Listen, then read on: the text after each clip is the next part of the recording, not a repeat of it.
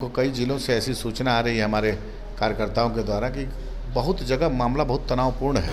हमारे नेता तो गिरती हुई कानून व्यवस्था को लेकर के राजभवन गए हैं कि यहाँ पर राष्ट्रपति शासन लगना चाहिए। अब जब कोई अपना कुर्सी बचाने के चक्कर में रहेगा तो स्वाभाविक रूप से है कि जो है प्रशासन का कंट्रोल खत्म हो गया है और कानून व्यवस्था नहीं ठीक है, तो यहाँ पर राष्ट्रपति शासन लगना चाहिए। हमारी पार्टी की मांग है, हमारे नेता की मांग है।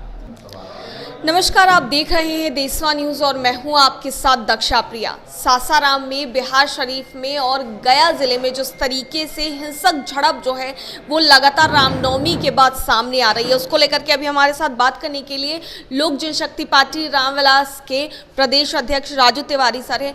सबसे पहले इनका स्वागत करते हैं देशवा न्यूज़। जी बहुत बहुत धन्यवाद सर। जिस तरीके से सासाराम से खबरें आ रही है, बिहार शरीफ से खबरें आ रही हैं और गया से भी खबरें आई कल की हिंसक झड़प जो है दो गुटों के बीच में लगातार जारी है, तो उसको लेकर के क्या कुछ कहेंगे? देखिए, दुर्भाग्य है कि आपको 3 जिला, लगभग हमको कई जिलों से ऐसी सूचना आ रही है हमारे कार्यकर्ताओं के द्वारा कि बहुत जगह मामला बहुत तनावपूर्ण है और हिंसक झड़पें हुई हैं लगभग सारे जिलों में। ये दुर्भाग्य। हमारे नेता आदरणीय चिराग पासवान जी पहले से ही लॉ एंड ऑर्डर पर प्रश्न उठा रहे हैं। आज मान लीजिए गृह मंत्री का आने का, देश का गृह मंत्री आ रहे हैं और ऐसी परिस्थिति में आप अपने लॉ एंड ऑर्डर को दुरुस्त नहीं कर पा रही सरकार, तो ये बड़ा दुर्भाग्यपूर्ण है। हमारे नेता तो गिरती हुई कानून व्यवस्था को लेकर के राजभवन गए हैं कि यहाँ पर राष्ट्रपति शासन लगना चाहिए। यहाँ पर स्थिति ठीक नहीं है, चूँकि यहाँ के नेता अभी नीति सिद्धांत छोड़ करके सिर्फ अपनी कुर्सी बचाने के प्रयास में लगे हुए हैं। अब जब कोई अपना कुर्सी बचाने के चक्कर में रहेगा तो स्वाभाविक रूप से है कि जो है प्रशासन का कंट्रोल खत्म हो गया है, तो लॉ एंड ऑर्डर एकदम ध्वस्त हो गया है, समझिए बिहार। कहा यह भी जा रहा है कि अमित शाह का जो कार्यक्रम सासाराम में होने वाला था, अब कई लोग ये बातें कह रहे हैं कि शायद डर गए, इस वजह से अमित शाह का कार्यक्रम रद्द हो गया। अब कौन डर गया? अमित शाह जी का कार्यक्रम, मान लीजिए वहाँ पर आईवी की रिपोर्ट है, देश के गृह मंत्री हैं, क्या रिपोर्ट आया होगा, क्यों कैंसिल किया होगा? स्वाभाविक कोई बड़ा मुद्दा रहा होगा तभी उनका कार्यक्रम, वो तो एक दिन पहले आ गए थे, कल ही आ गए हैं। उनका कार्यक्रम रद्द होना जरूर कुछ गंभीर विषय होगा तभी रद्द हुआ होगा और हम तो कहेंगे, केंद्र सरकार से मांग करेंगे कि जांच कराइए और कानून व्यवस्था नहीं ठीक है तो यहाँ पर राष्ट्रपति शासन लगना चाहिए। हमारी पार्टी की मांग है, हमारे नेता की मांग है। जी जिस तरीके से आप लोग मांग कर रहे थे, बिजली बिल की दरें जो है पिछले दिनों बढ़ा दी गई थी और उसको अब सदन में जो है वो मुख्यमंत्री नीतीश कुमार द्वारा मान लिया गया है और सब्सिडी जो है वो लागू कर दी गई है, ऐसे में क्या कुछ कहें? नहीं, सब्सिडी दे करके लागू किया गया, तत्काल राहत दी गई है, लेकिन ये कब तक सब्सिडी देंगे? ये अपने जो जैसे बताया हमने कि जो फालतू खर्चा है, जैसे ट्रांसमिशन में आप 45% लॉस जा रहा है, उसको कम करना चाहिए।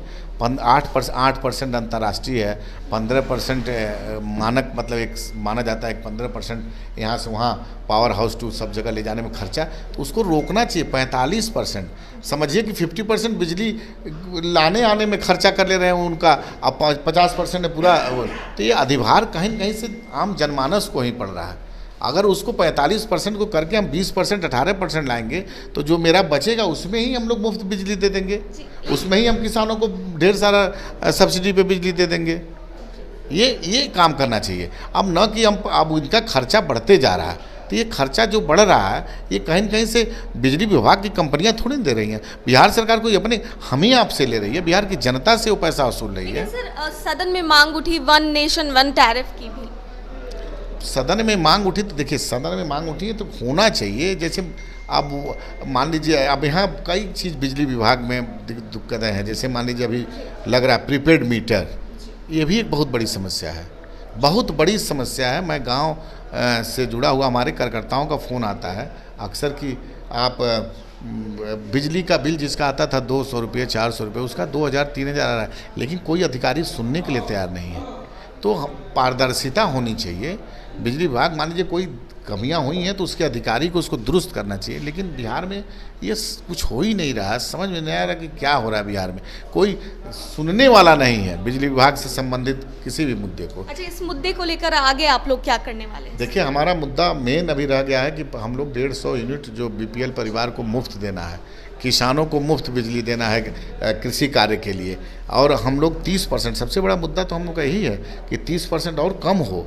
क्यों बिहार सबसे गरीब राज्य है और क्यों सबसे महंगा बिजली है, ये दुर्भाग्य का विषय है। आप बिजली, हमारे मुख्यमंत्री बोलते हैं कि बिजली सबसे महंगा खरीदते, क्यों खरीदते हैं भाई? और स्टेट सस्ता खरीदते तो आप क्यों खरीद देते हैं? आप अपना जो बिजली का बनाने का जो पावर जो इनके पास था वो दे दिए केंद्र को। आप बिजली पैदा करिए ना, जहाँ बिजली आपको पैदा करना चाहिए, आपका जो वो था वो सब दे दिया आप केंद्र को। तो हम लोग तो राय देंगे कि अपने उपज करिए बिजली का और सस्ती बिजली दीजिए बिहार को। तो ये थे हमारे साथ लोक जनशक्ति पार्टी रामविलास के प्रदेश अध्यक्ष राजू तिवारी जी, और क्या कुछ उन्होंने कहा वो आपने सुना देशवा न्यूज में। फिलहाल के लिए इतना ही, बने रहिए हमारे साथ देश और दुनिया की तमाम खबरों के लिए। सिर्फ खबर दिखाना देशवा न्यूज का मकसद नहीं, देशवा न्यूज की कोशिश है कि समाज की सूरत बदलनी चाहिए।